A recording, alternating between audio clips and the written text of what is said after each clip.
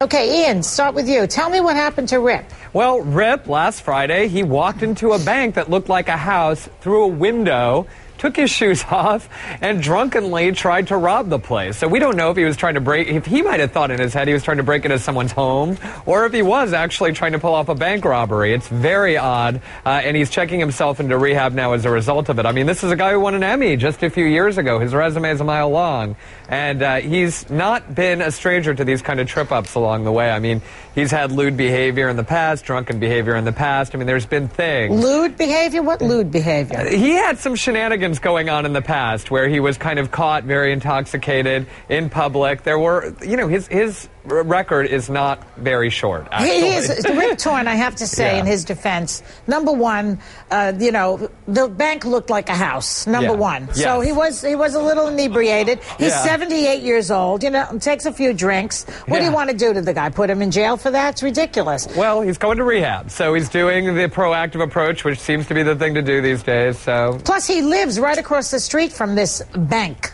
Exactly. That looks like a house.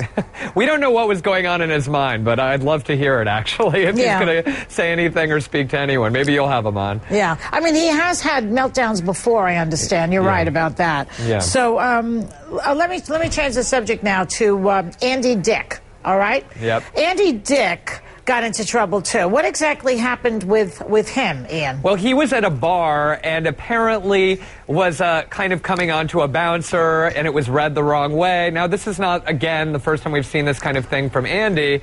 There was another patron as well. If you read Kathy Griffin's book that just came out, she even talks about some of these encounters where she was worried about him, that this didn't happen sooner, and it's happened time and again, obviously, since those days that she writes about. So Andy's no stranger to this kind of thing, but he's also saying, don't judge me yet. He tweeted something about it, saying, you know, there's more to this. It was read the wrong way. I really was not being aggressive in a sexual or otherwise manner. Just he was being playful?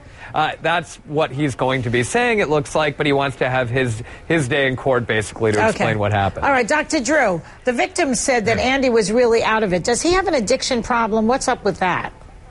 Oh, of course. Andy's a severe drug addict. He's amongst the worst. He'll tell you that freely. But he's been sober for over a year. And it was actually my Twitter that you're talking about there. He told me that people have misrepresented what happened. Please tweet on my behalf that there's two sides to this story. I was not using. I remained sober.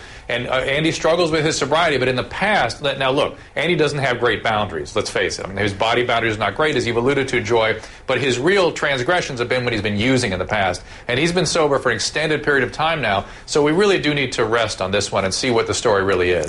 Well, it just so happens that TMZ got these photos of Andy Dick right before the arrest. Let's see those.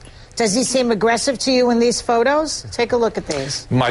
Well, Andy again does not have great body boundaries. Andy, you know, is a very sort of effusive guy. Duh.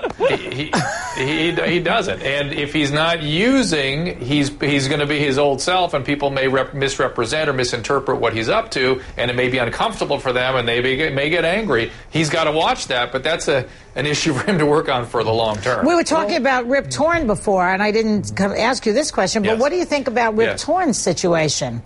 I think Rip is delightful. He's this wonderful actor, and he is a severe alcoholic. As alcoholism progresses, the behaviors become more irrational and more bizarre and more easily induced with lower levels of alcohol. He's an older man. He was clearly encephalopathic, meaning his brain was not working right. To try to make rational sense of irrational behavior when severely intoxicated and alcoholic is a bad idea.